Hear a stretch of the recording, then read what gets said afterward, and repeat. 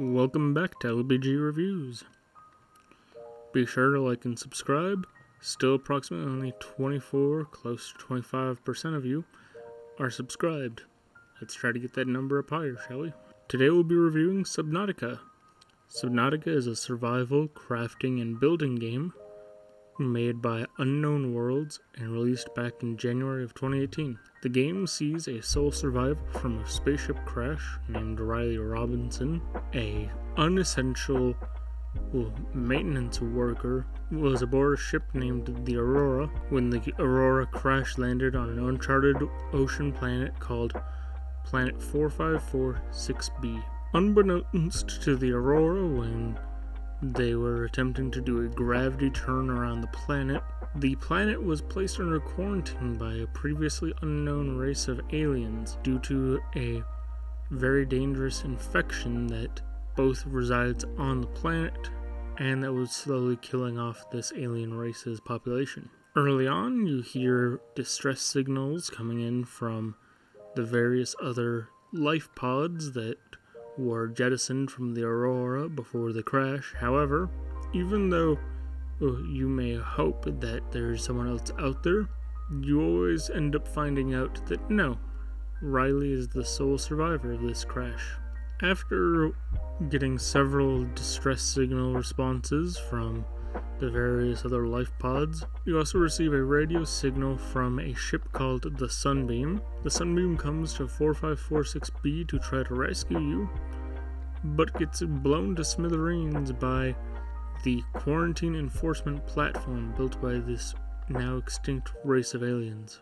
After the destruction of the Sunbeam, the game sees Riley trying to venture further and further into the depths of Subnautica's oceans to uncover the secrets about the aliens, learn more about them, what caused their demise, and also why there's a quarantine enforcement platform to begin with.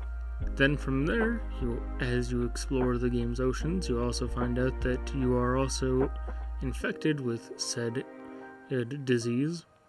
So you have to keep diving further while you work towards finding out how to cure yourself, so you can deactivate the quarantine enforcement platform and build a rocket to get home. Subnautica has 4 game modes: Survival, Freedom, Creative, and Hardcore. Survival is a game mode where you have to manage health, oxygen, hunger, thirst, while at the same time having to gather resources so you can build the necessary equipment for you to survive, thrive, and get off of 4546b. Freedom mode is the same as survival mode. However, you don't have to manage hunger or thirst. You just have to worry about oxygen, health, and resource management. Hardcore is similar to survival mode. However, when you die, you have to start completely over. Creative mode is similar to other games' creative mode, where every single blueprint is unlocked at the very start. You have an unlimited amount of resources. You don't have to worry about health, oxygen, hunger, or thirst. Now, that does not mean that the story events don't happen in creative worlds. No. Like, you can still beat a creative world. It's just that a lot of events in Subnautica are timing based. As a result, normally in like survival or freedom or even hardcore mode, you'd be out gathering resources, gathering food, gathering supplies to make water, and then you'd get random radio signals to advance this. In creative mode, a lot of that stuff just needs to be waited out in order for you to unlock it. Now, I'm a long-time player of Subnautica. I've been playing the game on and off for years. I bought the game when it was in game preview on Xbox long ago. So, as a result, I am very familiar with Subnautica's mechanics, and normally, for average play, I would play on survival mode. However, for the simplicity of not having to worry about hunger, thirst, and all these other stats, I mostly play it on creative mode for all the footage you're seeing. With that out of the way, what accessibility features does Subnautica have, or what accessibility features does it need that I think would be beneficial? Let's dive in, shall we? There isn't a whole lot of accessibility features in Subnautica. However, at least from my gameplay experience, what it does offer is very nice, very beneficial, but there are things that I do think that it could do better. The current accessibility features offered within Subnautica are that you are able to disable light flashes,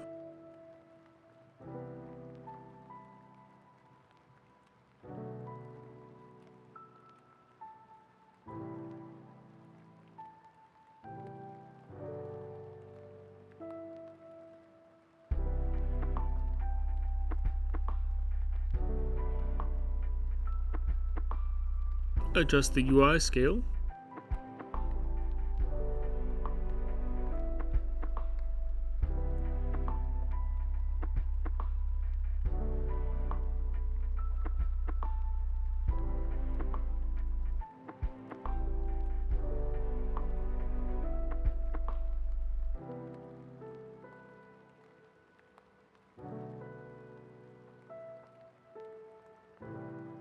adjust the text speed on subtitles,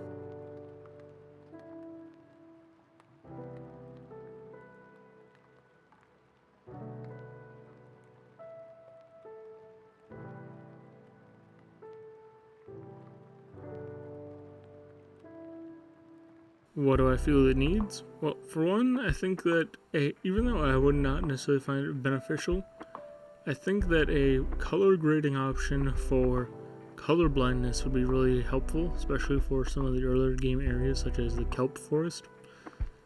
If someone has like yellow-green color blindness, the kelp forest may be extremely hard to navigate. Well, I hope you guys enjoyed. Please be sure to like and subscribe as always. Now, if excuse me, I'm going to enjoy the view of this alien ocean while I doze off to sleep. But in the meantime, see you guys next week for a real treat. At the start of April, I had announced that the It Takes Two video would not be coming out as it had originally been planned due to situations going on with my life. Well, I've been working really hard on the It Takes Two video for the past several weeks, and I believe that it should be in a really good place is for me to be able to release it next week. Also, I have an even better special announcement for at the end of that video, so please stay tuned for that. I hope you're excited, because I sure am. See you guys then.